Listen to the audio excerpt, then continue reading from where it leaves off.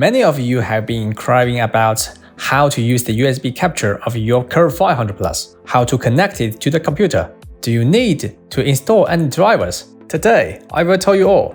CURVE500 Plus is a professional HDMI video transmitter that utilizes the dedicated CURVE500 chip front suite, rather than the commonly used Wi-Fi chips found in most transmitters. The dedicated chips includes a built-in spectrum scanner, constantly searching for cleanest frequency channels in the background and automatically hooping to ensure the stable wireless transmission, unaffected by the other Wi-Fi devices on set. In addition to the dual HDMI video output on the receiver, there's also a USB video capture output, which comes with a standard USB cable.